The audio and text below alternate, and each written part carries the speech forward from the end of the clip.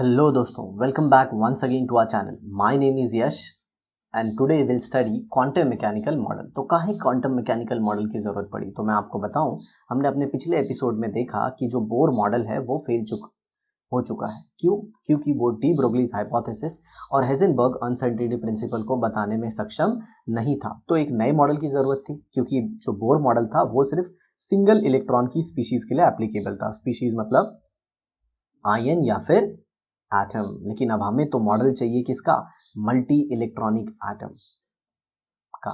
ठीक है, तो कैसे होगा ये? तो इसे दिया इरविन स्क्रॉडिंगर ने, जिसे हम फादर ऑफ क्वांटम मैकेनिक्स भी कहते हैं। ठीक है, तो इरविन स्क्रॉडिंगर का जो ये मॉडल है, इसमें दोनों चीज है। कौन कौन सी? दैट इज, पहले तो आ गया ये क्या, dual nature of matter, that is D Broglie's hypothesis, और दूसरा हेजनबर्ग अनसर्टेनिटी प्रिंसिपल। अब जो क्वांटम मैकेनिक्स है उसके बेसिस पे स्क्रॉडिंगर ने अपना मॉडल दिया था। तो ऐसे तो क्वांटम मैकेनिक्स जो है वो बहुत बड़ी ब्रांच है, और इसमें जो डेटा दिया गया है हमारे टेक्स्ट बुक में, बहुत कुछ बोलते हैं ना, इररिलेवेंट चीजें भी हैं। तो हम क्या करेंगे, हम अपने नोट्स से पढ़ेंगे। सर नोट्स नहीं, नोट्स, जी हाँ वही, नोट्स से पढ़ेंगे। और आपको साथ ही साथ नोट्स की हम पीडीएफ भी अवेलेबल करा देंगे, जो आपको इजीली मिल सकती है हमारे टेलीग्राम चैनल से। ठीक है, तो आप हमारे टेलीग्राम पे जाके इसकी पीडीएफ भी ले सकते हैं, जिसकी लिंक आपको यूट्यूब चैनल पे भी मिल जाएगी। ठीक है, तो चलिए शुरू करते हैं अपने नोट्स से। तो ये देखिए, wave mechanical model of an atom. Okay, ये है क्वांटम। ओके, पीडीएफ में आपको ये सब प्रॉपर दिखेगा, क्वांटम मैकेनिकल मॉडल। ठीक है, ये किसने दिया था? इरविन ने। After the failure of Bohr model of an atom, a new model was developed by Erwin Schrödinger। देखिए ये साइंटिस्ट का नाम है, known as wave mechanical model। ठीक है, this model is consistent with de Broglie hypothesis and Heisenberg uncertainty principle। ठीक है, क्योंकि ये मॉडल में हमने वो सारी चीज इंक्लूड की जो कि नील बोर बताने में सक्षम नहीं थे। ठीक है, अब जरा देखिए, इन दिस मॉडल स्क्रॉडिंगर ने अज्यूम किया कि जो इलेक्ट्रॉन है वो 3D वेव है। ओके, जो कि प्रेजेंट है किसमें? Positive field of nucleus. जैसे न्यूक्लियस पता है ना, पॉजिटिव चार्ज होता है, उसकी फील्ड में ये प्रेजेंट है। This model is based on an equation known as Schrodinger wave equation. जी, ये इक्वेशन है, ये खुद इरविन स्क्रॉडिंगर ने दिया, और इसे हम स्क्रॉडिंगर वेव इक्वेशन भी कहते हैं। हालांकि ये आपके सिलेबस में नहीं है, जिसे हम कहते हैं d2 upon dx2 d2 Sai. देखिए ये जो त्रिशूल जैसा है ना, इसे हम साई कहते हैं। ये है वेव फंक्शन ऑफ इलेक्ट्रॉन। हालांकि वेव फंक्शन ऑफ इलेक्ट्रॉन का कोई इंपॉर्टेंस नहीं है, बट अगर आप इसका स्क्वायर करें तो ये देखिए यहाँ पे लिखा भी है, ये आपको बता देगा probability of locating an electron. मतलब एक इलेक्ट्रॉन न्यूक्लियस के सराउंडिंग में कहाँ पे होगा उसका चांस बताता है। देखिए एग्जैक्ट लोकेशन नहीं बताएगा, उसके होने के चांसेस बताएगा। जैसे मान लीजिए आज बारिश होने का चांस है, आज बारिश होगी ऐसा फिक्स नहीं है। अरे भाई, ये बात तो हेजनबर्ग ने ही बोल दी कि हम एक अनसर्टेन वर्ल्ड में रहते हैं, यहाँ पे कोई भी चीज फिक्स नहीं है। तो आप ये इक्वेशन को देख के बिल्कुल भी मत डरिए, और आपको इसको पढ़ने की जरूरत नहीं है। लेकिन हाँ, जो लोग एंट्रेंस की प्रिपरेशन कर रहे हैं जैसे नीट और जेई, तो आपको एटलीस्ट इस इक्वेशन के बारे में पता होना चाहिए। जैसे रेड डेल क्या है, समझ में आया? ये जैसे डेल है, ये डबल डेरिवेटिव है, ये 2 जो है ये पावर 2, और ये जो है ये डेरिवेटिव का सिंबल है। तो स्क्रॉडिंगर इक्वेशन में हम डबल डेरिवेटिव यूज करते हैं। और एक्स वाई जेड क्या है?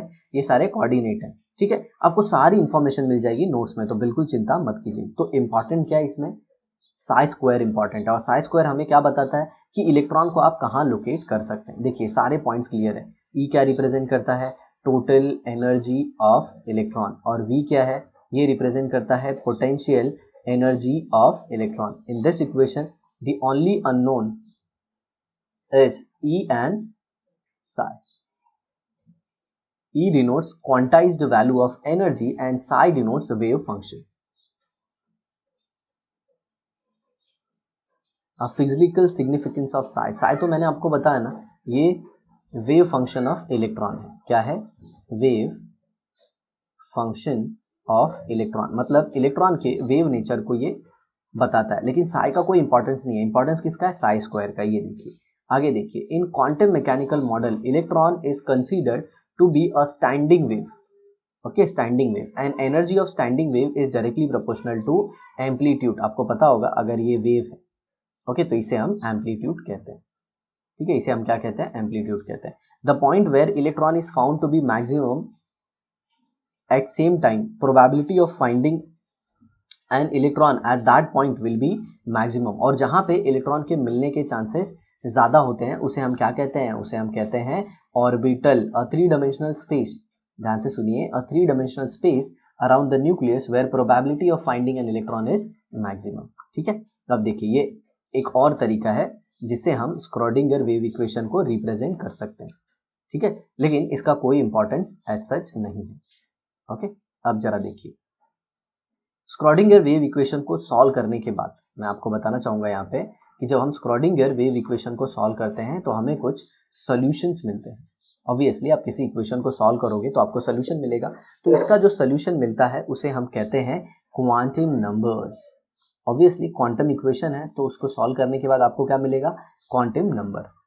ठीक है, क्वांटम नंबर में जो सबसे पहली चीज मिलती है उसे हम कहते हैं प्रिंसिपल क्वांटम नंबर। टोटल कितने क्वांटम नंबर मिलते हैं, हमें 3 क्वांटम नंबर मिलते हैं, जिसमें से सबसे पहले वाले का नाम है प्रिंसिपल क्वांटम नंबर, दूसरे वाले का नाम है एजीम्यूथल क्वांटम नंबर और तीसरे का नाम है मैग्नेटिक क्वांटम नंबर। ठीक है, अब ये क्वांटम नंबर क्या करेंगे, अब ये क्वांटम नंबर की मदद से हम इलेक्ट्रॉन का एड्रेस बताएंगे। क्या बताएंगे, इलेक्ट्रॉन का एड्रेस, मतलब एक एटम के अंदर इलेक्ट्रॉन कहाँ होगा ये पता चलता है क्वांटम नंबर से। जैसे आप हो तो आप कहीं पे रहते हो, ऑब्वियसली आप किसी लोकेलिटी में रहते होगे, वो कोई सिटी होगी, किसी स्टेट में आता होगा और किसी कंट्री में। ठीक इसी तरह इलेक्ट्रॉन कौन सी शेल में है, उसके अंदर कौन सी सबशेल में है और फिर कौन से ऑर्बिटल में है, ये सारी इंफॉर्मेशन क्वांटम नंबर्स देते हैं। अब देखिए एक चौथा क्वांटम नंबर भी होता है जिसे हम स्पिन क्वांटम नंबर कहते हैं, बट वो स्क्रोडिंगर वेव इक्वेशन के सॉल्यूशन से नहीं मिलता। तो देखिए सबसे पहले सिंबल एन, ये रिप्रेजेंट करता है प्रिंसिपल क्वांटम नंबर और ये क्या रिप्रेजेंट करता है, एनर्जी लेवल, मतलब इलेक्ट्रॉन का एनर्जी। ओके, समझ में आ रहा है, रिप्रेजेंट्स एनर्जी लेवल कि इलेक्ट्रॉन किस एनर्जी लेवल में है। आया समझ में। अब जरा देखिए, अगर n इज इक्वल टू 1 है तो प्रिंसिपल क्वांटम नंबर 1 है तो इलेक्ट्रॉन फर्स्ट एनर्जी लेवल में, और अगर n इज इक्वल टू 3 है तो इलेक्ट्रॉन कौन से एनर्जी लेवल में, थर्ड। और n होता क्या एक्चुअल में, बेसिकली ये इंटीजर है, 1 2 3 4 5 ऐसे इंफिनिटी तक चले जाएगा। और देखिए मैंने आपको बताया ही था कि जो प्रिंसिपल क्वांटम नंबर है वो किस चीज के बारे में इंफॉर्मेशन देता है, वो देता है information about the energy of electron. और इसे कैसे बता सकते हैं, -13.6 into Z square upon n square electron volt per atom. और इसमें z क्या है, z stands for atomic number, atomic number. और इसमें n क्या है, n stands for energy level, या फिर आप कह सकते हैं principal quantum number.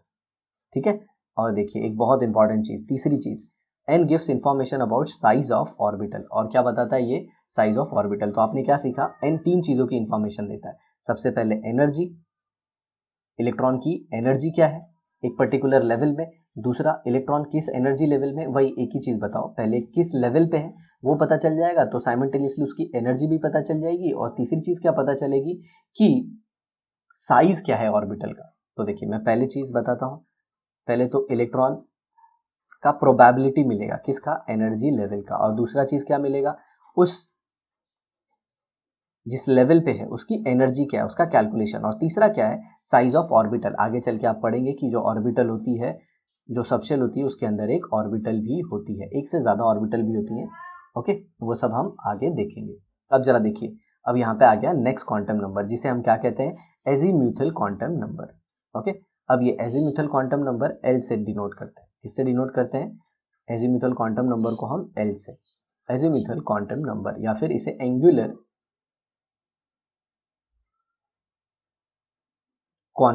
Momentum quantum number भी कहते हैं, angular momentum. Okay, now L can give that another, L can give total angular momentum of an electron, ठीक है, इन एन ऑर्बिटल। मतलब जो L है वो इंफॉर्मेशन देता है किसके बारे में, total angular momentum. Angular momentum जिन्हें नहीं पता मैं बता दूं, MVR के बारे में इंफॉर्मेशन देता है ये, mass into velocity into distance from the nucleus, okay, orbital में, इसीलिए इसका नाम भी क्या है, एंगुलर मोमेंटम क्वांटम नंबर। ठीक है, और इसे हम ऑर्बिटल एंगुलर मोमेंटम भी कैलकुलेट कर सकते हैं। मतलब इस क्वांटम नंबर से एक इलेक्ट्रॉन का ऑर्बिटल में एंगुलर मोमेंटम क्या होता है वो भी कैलकुलेट कर सकते हैं, और उसका फॉर्मूला है L into L plus one H upon two pi. Sir यहाँ पे L क्या है? L stands for azimuthal quantum number. Okay, तो एजीम्यूथल क्वांटम नंबर जो है उसका सिंबल L है, और उसे तीन चीजों से हम रिप्रेजेंट करते हैं। क्या क्या? Azimuthal quantum number, angular quantum number, या फिर सब्सिडरी क्वांटम नंबर। ओके, अब जरा देखिए यहाँ पे ये EH, okay, H upon two pi है, ठीक है। और यहाँ पे देखिए आप ऑर्बिटल एंगुलर मोमेंटम को इस फॉर्मूले से कैलकुलेट कर सकते हैं। याद रखिए ये ऑर्बिटल एंगुलर मोमेंटम है, ओके, उसका फॉर्मूला यहाँ पे दिया गया है, और साथ में एक और फॉर्मूला है, वो क्या है? Orbital angular momentum is equal to L into L plus one BM है यहाँ पे, ओके। BM का होता है EH upon four pi MC, और BM की वैल्यू कितनी होगी? 9.27 into 10 to the power minus 14 joule. ये दो फॉर्मूले हैं जिससे आप कैलकुलेट कर सकते हैं क्या? ऑर्बिटल एंगुलर मोमेंटम, ठीक है। तो आपकी जो वैल्यू होगी वो दोनों में आपको किस में मिल जाएगी? जूल में मिल जाएगी। आगे आपको समझ में? जी हाँ, चलिए आगे देखते हैं। L और आपको क्या इंफॉर्मेशन दे सकता है? L gives information about shape of orbital. तो देखिए हमें प्रिंसिपल क्वांटम नंबर क्या बता रहा था? साइज। अब ये क्या बताएगा? शेप। तो अगर जरा देखिए जो L की वैल्यू होती है, जो L की वैल्यू होती है ये डिपेंड होती है n पे, ठीक है, और ये वैल्यू लेता है 0 से n माइनस वन। ओके, मान लीजिए अगर n का वैल्यू 1 है, तो अगर n का वैल्यू 1 होगा, ओके, तो L का वैल्यू क्या होगा? 0 टू 1 माइनस वन, मतलब 0 होगा। अगर n का वैल्यू 1 है तो L का वैल्यू क्या होगा? 0। तो अगर L का वैल्यू 0 आ गया, इसका मतलब s ऑर्बिटल है, और उसका शेप क्या होता है? स्फेरिकल। और अगर ऐसे ही L का वैल्यू अगर 1 आ गया तो कौन सी ऑर्बिटल आ गई? P। और L का वैल्यू 2 आ गया तो कौन सी ऑर्बिटल? D। और अगर L का वैल्यू 3 आ गया तो कौन सी ऑर्बिटल आ जाएगी? F, दैट इज डिफ्यूज, ठीक है। नो डाउट ये सारी जो वैल्यू आ रही है ये इसी इक्वेशन से आ रही है, 0 टू n माइनस वन से। आया आपको समझ में? जी हाँ। अब देखते हैं और क्या इंफॉर्मेशन देता है ये। अब जरा देखिए अगर n इज इक्वल टू 1 होगा तो L क्या होगा? 0। जी हाँ, मैं इसी में रख रहा हूँ, 0 to n minus one, okay, 0 to n minus one. n यहाँ पे क्या रिप्रेजेंट कर रहा है? n यहाँ पे प्रिंसिपल क्वांटम नंबर को रिप्रेजेंट कर रहा है, ठीक है। अब जरा देखिए अगर n की वैल्यू 2 हो गई तो यहाँ पे क्या रखेंगे? 0 टू 2 माइनस वन, तो 1 आ जाएगा, तो एक वैल्यू 0 हो गई और एक वैल्यू 1 हो गई। तो ये देखिए 0 रिप्रेजेंट्स s, और ये कौन से शेल में? सेकेंड, तो 2s। 1 represents what? p, और कौन से शेल में? 2 में, तो 2p। अब देखिए third shell, okay, third shell के अंदर s, p और ये d, लेकिन ये थर्ड है तो 3s, 3p और 3d। तो ऐसे अब आप सोच रहे होंगे सर ऑर्बिट के अंदर ये क्या? तो जी हाँ, इन्होंने कंसेप्ट लाया कि ऑर्बिट के अंदर सब ऑर्बिट होता है, और सब ऑर्बिट के अंदर क्या होता है? ऑर्बिटल। तो सर हम 3s को क्या बोलेंगे? 3s को आप बोलोगे साथियों ऑर्बिटल। क्या बोलोगे? 3s को आप ऑर्बिटल बोलोगे। आ रहा है समझ में? तो ये देखिए s क्या होगा? s होगा सब ऑर्बिटल, s होगा सब ऑर्बिट, और s सब ऑर्बिट के अंदर क्या होंगे? ऑर्बिटल होंगे, ठीक है। जैसे p बोला आपने, तो p क्या है? सब ऑर्बिट है, उसके अंदर ऑर्बिटल होंगे, px, py और pz, और इनके आगे नंबर लग जाएगा 2, 3, 4, जो भी वो जिस पर्टिकुलर ऑर्बिट को बिलोंग करते होंगे। इसी तरह अगर n इज इक्वल टू 4 आएगा तो फिर क्या आ जाएगा? 4s, 4p, 4d, 4f, और n अगर इज इक्वल टू 5 आ गया तो ये देखिए 5s, 5p, 5d, 5f, 5g तक आ जाएगा, क्योंकि 0 टू 5 माइनस वन वैल्यू आएगी, तो 0, 1, 2, 3, 4, 5, ओ सॉरी 0, 1, 2, 3, 4 तक वैल्यू जाएगी। और फिर सब लोग को आप बोलोगे, इसको क्या बोलोगे? 5s, इसको क्या बोलोगे? 5p, 5d, 5f, और ये आ जाएगा एक नया g। सर g तो टेक्स्ट बुक में नहीं है, समझ में आया? तो g टेक्स्ट बुक में नहीं है, बट फिर भी मैंने थोड़ा एक एक्स्ट्रा आपको बता दिया। और फिर जो एजीम्यूथल क्वांटम नंबर है ये हमें और क्या इंफॉर्मेशन देता है? सबशेल, मतलब एक शेल के अंदर कितने सबशेल होंगे इसका भी इंफॉर्मेशन हमें देता है। Is that clear?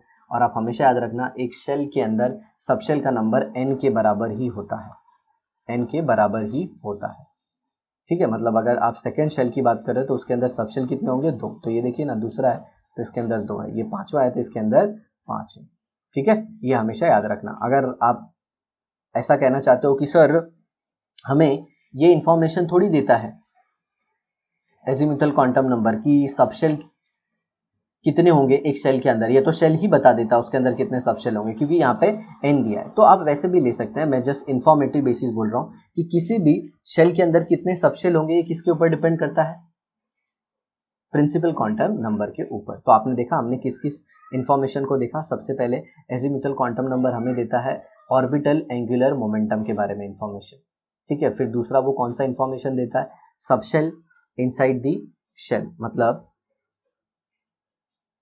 सबशेल के बारे में बता देता है, ठीक है। और तीसरी चीज क्या बताता है वो हमें ये भी बताता है कि शेप ऑफ ऑर्बिटल क्या होगा, what will be the shape of orbital, ये सारी चीजें थी। अब हम आ जाते हैं अपने तीसरे क्वांटम नंबर पे, जिसे हम कहते हैं मैग्नेटिक क्वांटम नंबर, ओके। और ये किस चीज की इंफॉर्मेशन देता है, about the shape and orientation of orbital. ये किसके बारे में, शेप ऑफ ऑर्बिटल के बारे में देता है। सर ऊपर भी तो कुछ ऐसा ही था, ये देखिए यहाँ पे L gives information about shape of orbital। तो बेसिकली ये जो शेप है ये ओरिएंटेशन के हिसाब से, मतलब 3 डायमेंशन के हिसाब से आ रहा है समझ में। तो ऐसा बोला गया, it gives information about the, आप ये मान के चलो orientation of the orbital, okay. 3 dimension में वो कैसा होगा, आ समझ में, विच decides the number of orbital, okay. तो आप ऐसे कह सकते हो कि ये भी बताता है कि ऑर्बिटल कितनी होंगी। m takes value from -l to 0 to +l, मतलब m का वैल्यू जो है वो l के ऊपर डिपेंड करता है।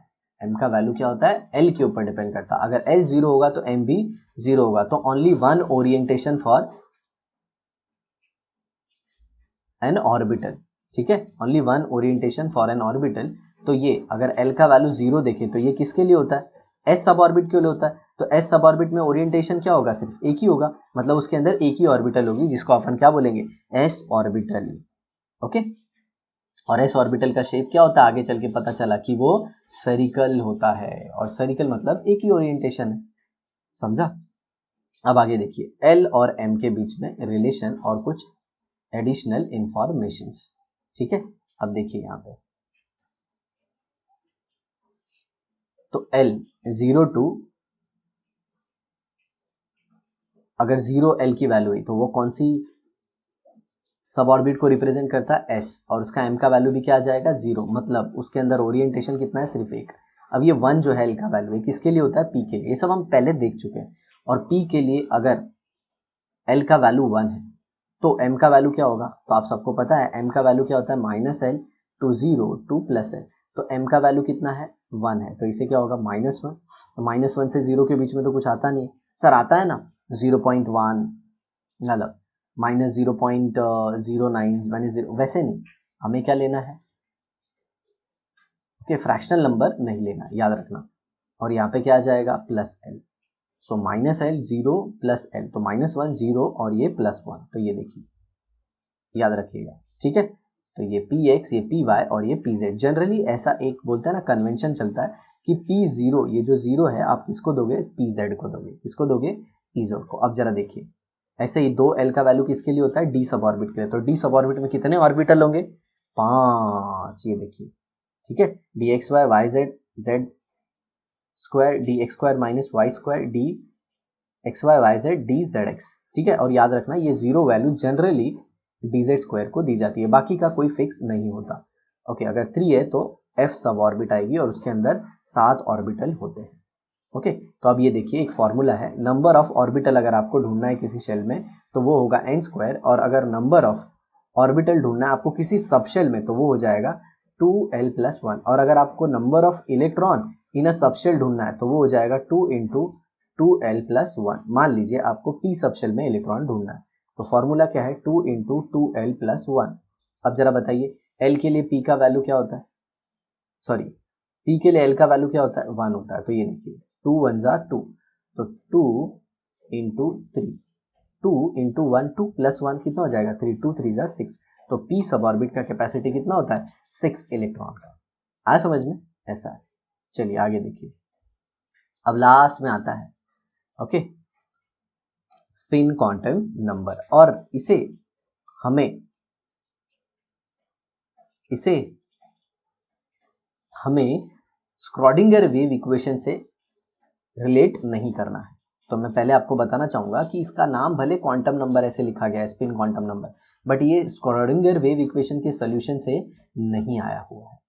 ठीक है, इसे दो साइंटिस्ट ने डिस्कवर किया जिनका नाम है George Uhlenbeck and Samuel Goudsmit, ये साइंटिस्ट है। ठीक है, अब जरा देखिए, electron shows two type of motion. अब जो इलेक्ट्रॉन होता है ना, उसका दो मोशन होता है, अराउंड न्यूक्लियस, जैसे ये न्यूक्लियस है तो ये एक मोशन है उसका, और एक दूसरा क्या है, वो अपनी एक्सिस पे ही घूमता है। ओके, अपने एक्सिस पे ही घूमता है, जैसे ये सन है और ये अर्थ उसके सराउंड घूम रही है, तो अर्थ एक ये वाला मोशन दिखाएगी और प्लस अपनी एक्सिस पे ही वो ऐसे ऐसे घूमते जाएगी। समझ में आपको? दो, तो एक होता है ऑर्बिटल मोशन और एक होता है स्पिनिंग मोशन। तो ये जो है ये स्पिनिंग मोशन, और ये कौन सा है, ये ऑर्बिटल मोशन, मतलब चारों तरफ घूमना, और दूसरा अपनी खुद की एक्सिस पे घूमना। ठीक है, तो अब इलेक्ट्रॉन का जो स्पिन है उसे हम ऐसे लेते हैं, plus half and minus half, ऐसे मानते हैं। ओके, और इसमें कोई स्टैंडर्ड एनालॉग नहीं है कि अगर क्लॉकवाइज घूमता है तो प्लस हाफ ले सकते हैं और एंटी क्लॉकवाइज घूमेगा तो माइनस हाफ लेंगे। आप कुछ भी ले सकते हो, क्लॉकवाइज के लिए प्लस हाफ ले सकते हो, एंटी क्लॉकवाइज के लिए भी प्लस हाफ ले सकते हो, बट याद रखना अगर क्लॉकवाइज के लिए प्लस हाफ ले रहे हो तो एंटी क्लॉक के लिए माइनस हाफ लेना। अगर क्लॉकवाइज के लिए माइनस हाफ ले रहे हो तो एंटी क्लॉकवाइज के लिए प्लस हाफ लेना। अब देखिए यहाँ पे बहुत इंपॉर्टेंट चीज है, ये प्लस हाफ माइनस हाफ क्या रिप्रेजेंट करता है, ये रिप्रेजेंट करता है स्पिन स्टेट। ऐसा कुछ नहीं है कि यहाँ पे न्यूक्लियस है तो जो इलेक्ट्रॉन ऊपर घूम रहा है तो उसको अपन प्लस हाफ देंगे और जो इलेक्ट्रॉन नीचे घूम रहा है उसको अपन माइनस हाफ देंगे, ऐसा कुछ नहीं है। हम इलेक्ट्रॉन का ये स्पिन स्टेट देते हैं। क्या देते हैं? Spin state. ठीक है, कि अगर दो इलेक्ट्रॉन है तो एक इलेक्ट्रॉन अगर ऐसे क्लॉकवाइज घूमता है तो दूसरा इलेक्ट्रॉन क्या घूमता होगा, एंटी क्लॉकवाइज। क्योंकि अगर सारे इलेक्ट्रॉन एक जैसे ही घूमते तो हमें पता है इलेक्ट्रॉन एक चार्ज पार्टिकल है और चार्ज पार्टिकल जब भी घूमता है वो मैग्नेटिक फील्ड क्रिएट करता है। तो एटम तो पूरा मैग्नेटिक होता है, टाइनी मैग्नेट होता है, और हम सब किधर, पोल पे चिपके होते हैं। लेकिन ऐसा नहीं होता, क्योंकि अगर किसी ऑर्बिटल में अगर दो इलेक्ट्रॉन हैं और वो पेयर्ड हैं तो एक का स्पिन क्लॉकवाइज और दूसरे का स्पिन एंटी क्लॉकवाइज। तो इससे क्या होता है, उनके मैग्नेटिक मोमेंट कैंसिल हो जाते हैं, मतलब उनकी मैग्नेटिक प्रॉपर्टी क्या हो जाती है, कैंसिल हो जाती है, और उनके अंदर कोई भी मैग्नेटिक प्रॉपर्टी नहीं दिखती। और इसी को एक्सप्लेन करने के लिए ये स्पिन स्टेट वाला कंसेप्ट लाया गया था। ठीक है, और याद रखना स्पिन स्टेट जो है वो एक वेक्टर क्वांटिटी है।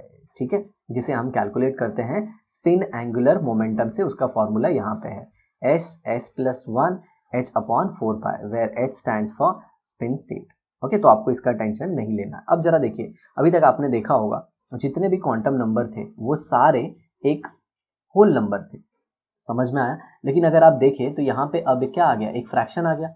अब जरा देखिए ना, ये प्लस हाफ और माइनस हाफ। अब इसके पीछे बहुत ही इंपॉर्टेंट क्वेश्चन आता है कि ऐसा क्यों हुआ, प्लस हाफ और माइनस हाफ क्यों दिया गया? तो इसके पीछे सिंपल सा रीजन है कि अगर आप ऊपर के सारे क्वांटम नंबर को ऑब्जर्व करो तो सबके बीच में गैप 1 का है। ये देखिए -1 0 +1, या फिर 1 2 3 4 प्रिंसिपल क्वांटम नंबर, दोनों के बीच का डिफरेंस कितना है, 1। ऐसे ही प्लस हाफ और माइनस हाफ, प्लस हाफ से जब आप 0 पे जाएंगे तो इधर डिफरेंस कितना आएगा, हाफ का डिफरेंस आएगा, राइट? और फिर 0 से माइनस हाफ जाएंगे तो भी कितने का डिफरेंस आएगा, हाफ का। तो और हाफ का डिफरेंस कितना हो गया, 1 हो गया। तो इस 1 के डिफरेंस को मेंटेन रखने के लिए उन लोगों ने प्लस हाफ और माइनस हाफ लिया। ऐसा कुछ नहीं है कि इलेक्ट्रॉन आधा, बोलते हैं ना, घूमता है, ऊपर घूमता है, इसके लिए ऐसा कुछ नहीं है। सिंपल एक स्पिन का एग्जाम्पल लिया गया, और ये स्टेटमेंट आपको याद रखना होगा क्योंकि ये एंट्रेंस एग्जाम के लिए बहुत इंपॉर्टेंट है। The quantum number plus half and minus half for electron spin represents two quantum mechanical spin state. इस स्टेटमेंट को ऐसे याद रखिए, जो क्वांटम नंबर प्लस हाफ और माइनस हाफ है वो इलेक्ट्रॉन स्पिन का क्या बताते हैं, two quantum mechanical state represent करते हैं, two quantum mechanical spin states which have no classical analog. Classical analog मतलब इसके लिए कोई स्पेसिफिक रीजन नहीं है, समझ में? बस ऐसे ही दे गया। ओके, और मैंने आपको रीजन भी बता दिया, सारे क्वांटम नंबर के बीच का डिफरेंस 1 मेंटेन करने के लिए। तो दोस्तों, आप principal quantum number, azimuthal quantum number, magnetic quantum number और स्पिन क्वांटम नंबर को बहुत ही अच्छे से पढ़ लीजिए। वो क्या क्या इंफॉर्मेशन देते हैं आप उसके बारे में ये नोट्स से पढ़ के अपनी एग्जाम में अच्छा मार्क्स स्कोर कर सकते हैं। तो अगर आपको हमारा ये वीडियो पसंद आया हो तो ज़रूर लाइक कीजिए और नीचे कमेंट बॉक्स में ज़रूर मेंशन कीजिए कि आपको ये वे समझ में आ रहा है या फिर जो हम पहले अपने टेक्स्ट बुक से लाइन टू लाइन को एक्सप्लेन करते थे, that will be the better way. तो आपके कमेंट के बेसिस पे ही साथियों हम अपनी वीडियो कंटिन्यू करेंगे। तो thanks a lot for watching the video. Telegram से आप PDF को डाउनलोड कर लीजिएगा। Bye bye.